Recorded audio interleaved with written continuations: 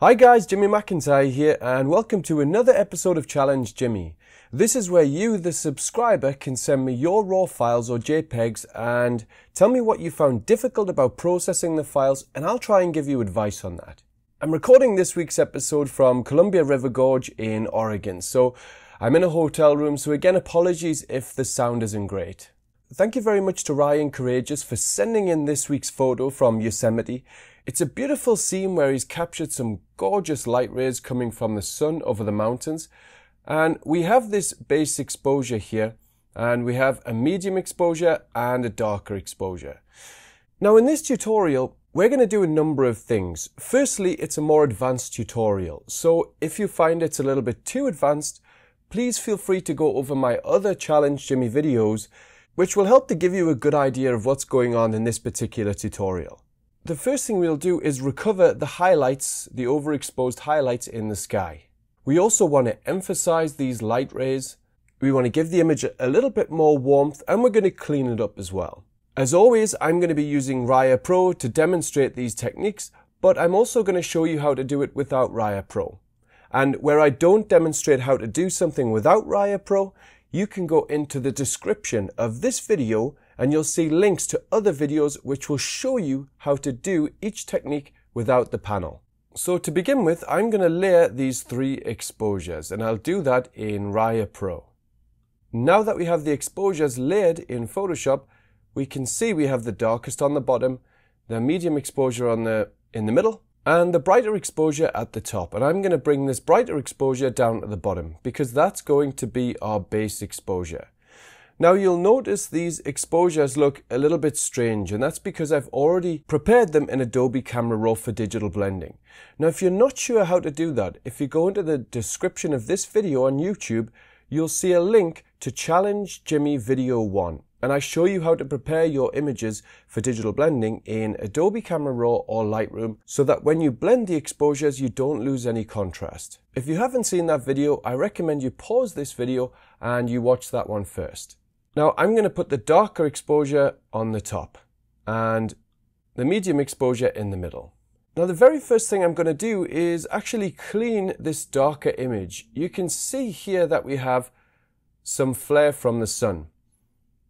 Now this is one of those difficult situations where if we use the clone tool and we open up a new layer and we try and clone a particular area, you'll see that it's left kind of an uneven level of brightness in that area that we've just cloned out. And if we clone just above it, we can see that we're left with a dark patch. Now there is a way to remove this naturally, and I have demonstrated this before in the frequency separation video. Again, you'll see that in the description of this video, and that explains how to create frequency separation and how to use it to clean your landscapes. And I'm going to demonstrate that here. I'm just going to delete that layer and I'm going to open up Raya Pro and go to frequency sep. Now all I'm going to do is drag the radius along until that area disappears and we can't see the lighter blotch anymore, and press OK. Now I'm going to go to the local area and I'm going to choose the clone brush and just choose current layer. Now watch when I clone this area and just paint over the flare. You see it completely disappears and it looks extremely natural. And we can even do it, let's say if we clone an area miles away, like here, and then clone over the flare again, and you see it comes out perfect again. Frequency separation is a really powerful tool. And as I say, if you haven't seen that tutorial, I strongly recommend you watching that as well. And there is a link in that tutorial to my frequency separation action, just in case you don't have Raya Pro. Now once that's done, I'm just going to select these areas, I'm going to right click, and I'm going to go merge layers. And now our darker exposure no longer has that lens flare. Now I'm going to make it invisible because I'm going to start blending the exposures.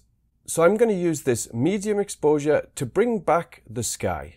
And then I'll use this darker exposure just to bring back some of the area around the sun here. I'm going to do that by using apply image. So I'm going to make this medium exposure invisible, open up Raya Pro, go to blend, quick blending, and I'm going to choose dark 2 because I want a more targeted mask. And you can see very quickly we've just recovered the sky. Now if you don't have Raya Pro, I'm going to show you how to do that. We just create a mask on this middle layer, make sure the middle layer is selected and the mask is selected. We go to Image, Apply Image, make sure your settings are the same as mine and just press OK. Then go back to Image, Apply Image and press OK again. And now we create a more concentrated mask. Again, we have actually discussed this in previous Challenge Jimmy videos, so feel free to look through those if this is a bit confusing to you. So this is the mask that we just created. The problem with this mask is that it is affecting this mountain a little bit. You see we're losing a little bit of contrast there. To get around that, we can hold down Alt or Option on a Mac and left click on the mask and we can see our mask. Then we can choose the Burn tool, choose midtones or shadows and make sure we have a high exposure. And I'm just going to paint over the mountain area and the foreground here because we don't want the darker exposure to bring these down.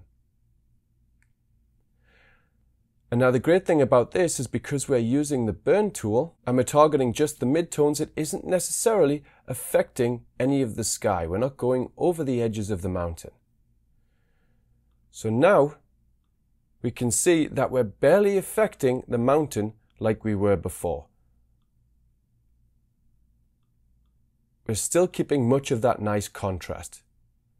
And at the same time, restoring the sky, which is exactly what we want to do. Now, I actually quite like, if I just disable this mask, I like the sun here coming down. So I'm going to make that mask visible again, choose my paintbrush, set my opacity to 100, and with a white paintbrush, I'm just going to paint in some of that sun. Now you'll see as I did that, some of the mountain around there darkened a little bit, around the light rays. And that's because that area in the darker exposure is darker to the area in the brighter exposure. But I can fix that quite easily if I just open up a levels layer, and I snap this off just so we can see what we're doing here. And I brighten up that area just a little bit. And now I can press Command and I to invert the mask, select my paintbrush, I just paint in this area. And that's on the levels adjustment layer. And then I can reduce the opacity if it's just a little bit too strong. So there's the before and after. And I think that looks a lot better. And again, I'm going to reduce the opacity a little bit more. And I'm going to put this back into the dock. Now I need to bring back the area around the sun. Now this isn't totally essential, but I'm going to do it just to show you how I do it anyway. And I'm going to use the darker exposure to do that. So the first thing I want to do is create a set of luminosity masks, just to target the highlights. And I'll do that with Raya Pro. Now if you're not a Raya Pro user and you have no luminosity masks, you can download my free easy panel on my blog, and you'll see a link to that again in the description of this video. So here's luminosity masks, and I'm just going to choose brights. Then I'm going to create a black mask on this layer by holding Alt or Option on a Mac and clicking Add Layer Mask. Now Brights 4 will give us the best selection here. I'll show you what Brights 4 looks like. Just make this invisible. You can see we're selecting mainly the sun here. So if we just turn off the mask and make the darker layer visible and select the mask of the darker layer, I'm going to hold down Command and H or Control and H to hide the marching ants. Make sure my foreground is set to white. And then paint in that area. And you can see we've nicely reduced the areas around the sun. And I'm going to go over some areas of the sky just to darken them slightly. So that's the before and after. Now I'm just going to select all of the sky layers and press Command and G or Control and G to group them. Then I'm going to press Command and D or Control and D on a PC to deselect whatever active selection I have. I'm going to create a levels layer and I'm going to clip it to that group. And we're going to make contrast adjustments that are only going to affect the sky here because this group has all of our information from our sky. And so I can just bring that along, and I want to create a nice, bright, powerful sky. And there's a before and after. And you see, because we've clipped it to this group, we're not affecting the foreground in any way, just the sky. Now I feel like it's a little bit strong around the sun that we've just recovered. So I'm going to go back to my Brights 4 and make the selection. Then I'm going to make sure the mask is selected on the levels layer, and I'm just going to paint this area out at around 50%. And you see we're just gently recovering that area. Now I'm going to deselect that selection again, and I'm going to also paint out this mountain area a little bit, just so it's not too bright. There we go. So now we've recovered the sky. We've got those beautiful light trails. The sky's cleaner as well. There's no lens flare in the sky over here like there was before. Now I think it's time to work on these light rays. And this is just a quick warning. For me personally, I don't usually work with light rays or create light rays unless there are already some light rays there. I don't usually prefer to create light rays from nothing. I just prefer to use this technique to enhance light rays that already exist, just like this one. So to enhance these light rays, I'm going to open up a new layer. I'm going to select my paintbrush, make sure opacity is set to 100. Then I'm going to create kind of a small brush, a small soft brush at about 200 pixels, but it depends on your image. Then I'm going to click once around about here, just in line with the bottom of this light ray here. Then I'm going to click once again, also in line with this light ray, and maybe once again. We can always mask these out later if they don't work. Then I'm going to make the brush a little bit bigger because our light rays start off small and they spread wider. And I'm going to click halfway around here. In fact, I'm going to undo that and change my brush opacity to 50%. Then I'm going to click once there and another one about here and here. And then I'm going to make it even bigger and choose 30%. But I might press it a couple of times just to make sure it's nice and bright. With these light rays done, we can now go to Filter, Blur, Radial Blur, and choose Zoom. And the amount all the way up to 100, and it's okay if you choose Draft. It means it'll load a lot quicker, and I don't think there's a big difference between these different quality levels in this particular context. So I choose Draft, and then I place the sun, or this center part, roughly where the sun is. So let's say it's around here. And then I press OK. And you can see the things that we painted have now stretched out significantly. We can repeat that process by going to Filter and Radial Blur again. And now it's becoming smoother and smoother. And let's do it one more time. And just for luck, let's do it one more time again. So 4 times here. The amount of times you do it depends entirely on the image you're working with. To make the scene a little bit more natural, we can go to Filter, Blur and Gaussian Blur, because usually light rays, while they often can be extremely sharp, they're usually a little bit softer. So by changing the radius of the Gaussian blur, we are creating a smoother, more natural light ray. And let's say we'll go with 117. I'll press OK there. So this is the before and after. And you can see we've added quite a consistent natural light ray. Now I'm going to create a mask here and a black paintbrush, make sure opacity is at 100, and I'm just going to paint a little bit along here because I think it's softening the contrast a little bit too much. I'm now going to choose an opacity of about 40% and just gently mask out some of the light ray here. I just think it's a little bit too strong. So here is the before and after. Now if you think that's a bit strong, we can always bring down the opacity. I'm going to leave it quite strong just so you can see it on the video. Now how we use this technique is entirely up to us. I like to use it very subtly. Like this image that I shot yesterday in the Punch Bowl Falls in Oregon, you can see the very gentle light rays coming down here. And some light rays already existed. I just emphasized them a little bit more using the technique you've just seen.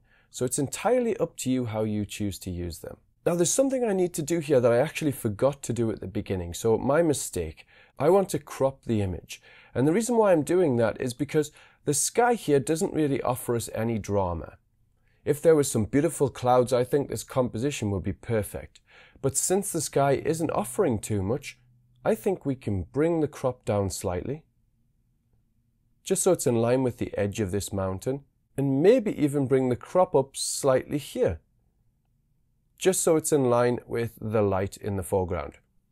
And in doing so, not only are we pushing the viewer's eye closer to these light rays and emphasizing these light rays, we're also creating a nicer, bigger panorama effect in our scene. Now with these changes, I'm going to create a levels layer and just do an overall contrast adjustment, just to give the scene a little bit more contrast and kick. So I'm going to bring the blacks up a little bit. I'm going to bring the output level up to about 5, just so we don't have any true blacks in our image, because that sometimes just is a little bit too strong for my taste. I'm going to bring the highlights along a tiny bit, and maybe the shadows a little bit more. So that's the before and after. Now, since the sun is coming over this mountain and bathing the side of this hill in light, I feel like this should be a lot warmer, this scene, or certainly this area. I also want to create a slightly softer, more magical feel, especially around this area. And I'm going to do that through an Orton effect. And within this Orton effect, we're going to inject some beautiful warm tones. Now, if you don't know how to create this Orton effect, there's a link in the description of this video that will lead you to a tutorial where you can see how to do it without Raya Pro. For this video, I'm going to open up Raya Pro, go to Enhance, Colors, Enhancements, and choose Orton Effect Warm. Then I'm going to choose the radius of our pixels. Usually, with these D800 files, I usually do around 45, just to create the Orton effect. And now we have the Orton effect created, we also have some beautiful warmth throughout our image. However, it has overexposed the sky, so I'm just going to take the paintbrush, make it a little bit big, choose 100% opacity, and I'm actually going to paint out much of this Orton effect here. I'm also going to reduce the opacity of the overall layer because I think it's a little bit too strong. Now with the Orton effect itself, here's the Orton effect, and I'm going to paint it out of this area here. And the reason why I'm doing that is because I want the part of the landscape that's being bathed by the sun to be soft, which is what the Orton effect is doing right now. It's softening the landscape, as you can see. And I'm also going to paint some of it out in this mountain here. And that'll just emphasize this brighter area. In terms of the warmth, I think that's a big improvement all around. I think we can leave the warmth like that. So this is a before and after. This is before the Orton effect. We have kind of a cold scene. And this is after the Orton effect, where we really lit up the scene and softened the area around here on the side of the hill that's being bathed by the warmth. Now, if you think the light trails have become a little bit more exaggerated because the Orton effect generally brightens up our scene, we can bring down the opacity of those light rays just a little bit. So there's the before and after. And now the final step is just to clean up this image. And I'm going to do that by creating a new layer. And there are two things I'd like to clean up. I think this bright area here is a little bit too distracting. I think maybe it's some water reflecting, but I'm going to select the clone tool and I'm just going to clone the area next to it. Oops, I have to change this to all layers. There we go. Then I'm going to move up to the side of the hill here. I could use the clone tool, but instead I'm going to use the patch tool just to show you how it works. To do that, first we have to create a merged layer which contains all of our changes, and we can do that by holding Control, Alt, Shift and E, or Command, Option, Shift and E on a Mac. Or Raya Pro users, you can just click on Merge at the top. So now on the Layers panel, you'll see our merged layer. So to use this tool, all we need to do is select it. We right click on what is usually the spot healing brush, and we go to the patch tool. And then we just draw around the patch tool, and we just replace it with a different area, like the one above. And it will replace the area that we've just selected. So now usually when you do this, it's better than using the clone stamp because it doesn't perfectly clone the area. It tries to blend the area so it looks natural. However, on this occasion, it has cloned this area almost identically. So why don't we just select this little bit here, move it down here, and there we can see that's probably done a better job. So that's before and after. So if we zoom to 100%, let's look at the side of the hill, and I think that looks okay. So I'm going to zoom out. I'm going to group all of our changes. And this is the image we initially started with. You can see we have some overexposed areas in the sky.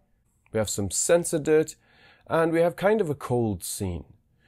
And we finish now with a nicely exposed full sky, stronger light rays, and also a warmer scene in general. So that's before and after. So that's it for today's video. If you'd like to take part in Challenge Jimmy, please send your JPEGs to challengejimmymc@gmail.com.